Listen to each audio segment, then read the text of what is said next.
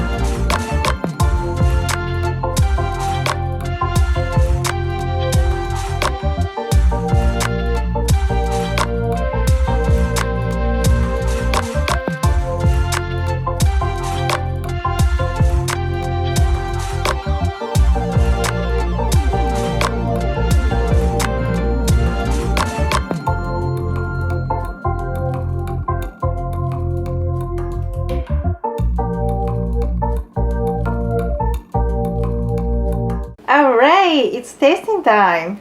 Actually, before I do that, I need to tell you something. This brownie is really soft right after it came from oven, so you really need to sit down and cool down for a while. For the base, I like to put in the refrigerator for a couple hours, or you can just put in overnight. I personally really like this brownie to be sitting in the refrigerator for overnight, so the coconut oil get really hard. It's actually become like a fudge brownie.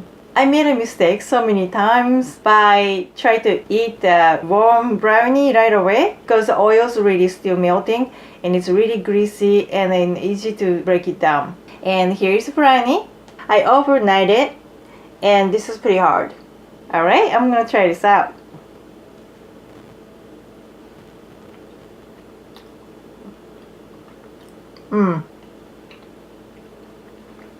Oh wow. I made this with the coffee with the flaxseed to make it extra dark.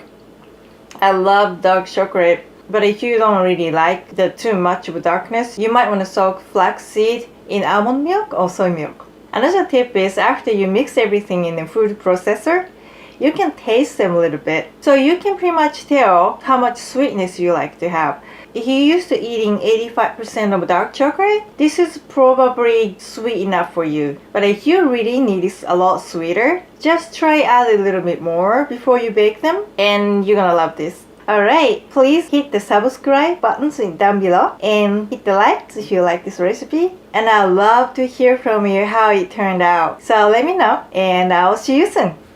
Bye bye.